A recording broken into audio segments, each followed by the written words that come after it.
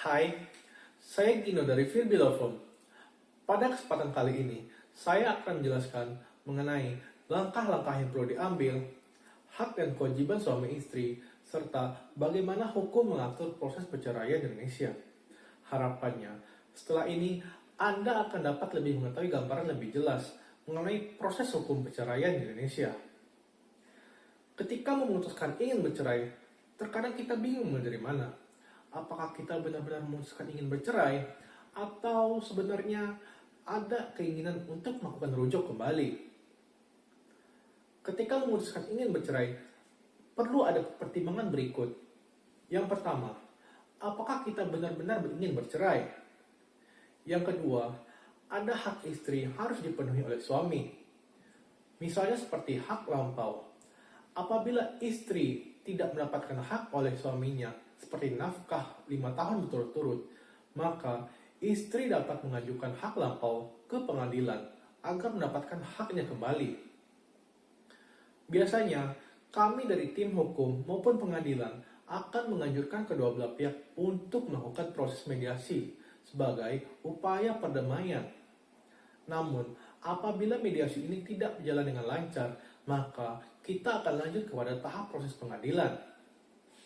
Adapun tahap proses pengadilan terdiri dari beberapa tahapan. Di antaranya adalah yang pertama, proses mediasi kembali. Yang kedua, pembacaan gugatan, yang mana ini terdiri dari alasan-alasan terjadinya perceraian, seperti misalnya perselingkuhan ataupun KDRT. Yang ketiga, pihak istri akan menjawab permohonan cerai talak dari sang suami. Yang keempat, pihak suami akan menjawab terhadap jawaban dari sang istri. Tahapan ini dinamakan tahapan replik. Yang kelima, istri akan menjawab apa yang menjadi jawaban dari sang suami. Proses ini dinamakan tahap duplik. Yang keenam, tahap pembuktian. Kedua belah pihak akan memberikan bukti-bukti sebagai pertimbangan bagi hakim, di mana pembuktian ini akan dilakukan secara terpisah. Yang ketujuh, menghadirkan saksi dari kedua belah pihak, di mana saksi ini terdiri dari minimal 2 orang. Yang kedelapan, kesimpulan. Kesimpulan ini berupa rangkuman dari seluruh tahapan-tahapan proses yang ada, seperti misalnya dari pembacaan gugatan, replik, hingga juga duplik. Yang kesembilan, menunggu putusan. Apakah putusan tersebut dikabulkan atau ditolak oleh hakim. Dan yang terakhir, apabila perceraian tersebut dikabulkan oleh majelis hakim, maka apabila putusannya sudah inkrah, maka setelah durasi 14-30 hari akan dikeluarkan akte cerai sebagai bukti bahwa perceraian tersebut sah di mata hukum dan agama. Kemudian, kita akan membahas mengenai harta gonogini. Harta gonogini ini ditentukan berdasarkan kesepakatan kedua belah pihak. Namun, apabila harta gonogini ini tidak terjadi kesepakatan, maka akan dilakukan di sidang yang berbeda dan terpisah, sehingga hakim akan mempertimbangkan hal-hal lain. Adapun pertimbangan hakim dalam harta gonogini ini diantaranya terdiri dari yang pertama,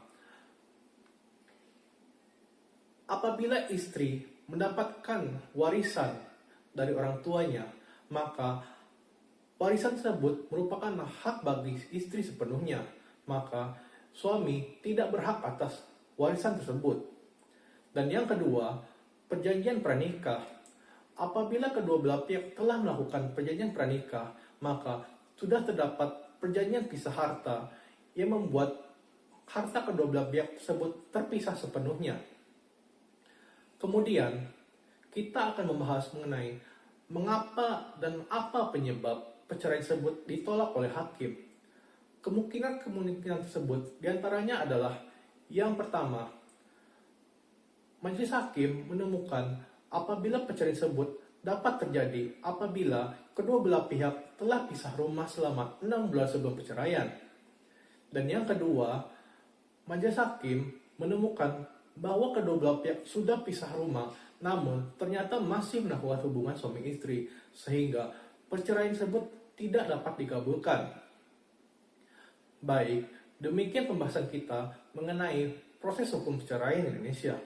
Apabila teman-teman ingin bertanya ataupun ingin berkonsultasi lebih lanjut, teman-teman dapat mengunjungi kami di www.firbilawfirm.com. Terima kasih.